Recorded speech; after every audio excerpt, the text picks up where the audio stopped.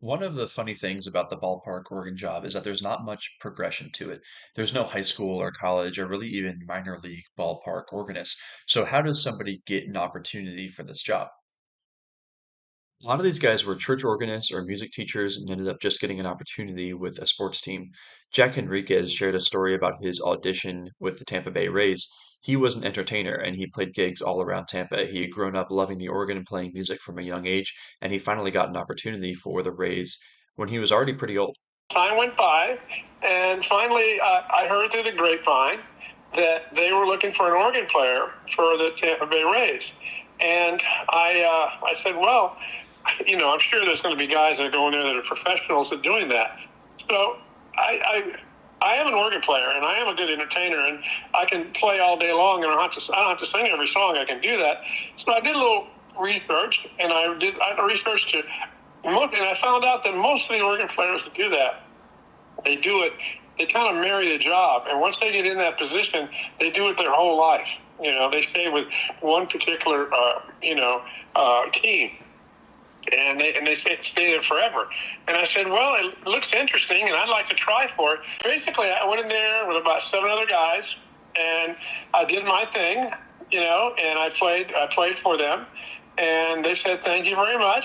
And I figured, well, I didn't match up. The rest of those guys came in with, with portfolios and books. I just walked in and sat behind the organ and started playing. And, and lo and behold, a couple of days later, I get a phone call. We'd like you to be our number one, our backup guy. So if our main guy goes down, you'll come in and play. And I said, wow, that sounds great. Sure, I'd love to do that, And I figured that was a pretty big deal. I had a chance to at least play there, be part of the team and all that kind of stuff. A couple of days went by, and I got another phone call and said, well, we've changed our mind. I said, oh, there you go. There you go. And they said, no, hear me out. And I said, what is that? He says, we decided we wanted to use you as our main guy. And then finally, I asked Dwayne Hilton what advice he would give to a kid who might want to grow up and become a ballpark organist. Right. So one of the things I would do is find an inexpensive organ, at least something with some pedals that they can start. And you can find them really inexpensive on Facebook Marketplace or whatever.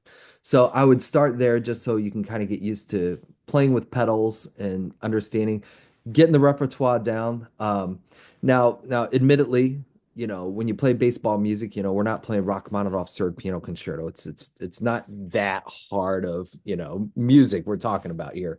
You're playing pop tunes, you're playing the standard fare, you're playing charges, you're playing this and that. It's not heavy duty classical music. Um, but that being said, not only do you need to learn those songs, but also learning the understanding the timing of the game. If you're 10 years old, even if you have a keyboard, sit in front of the TV, watch a game. And the rules of baseball is that whenever the batter steps in the box and the pitcher steps on the rubber, okay, all music in MLB parks has to stop. But just understanding the timing of the game, watch something on TV, play charge, and understand how to, when you see that foul ball, play something and just start understanding the feel and timing of the game would be my advice for a 10-year-old.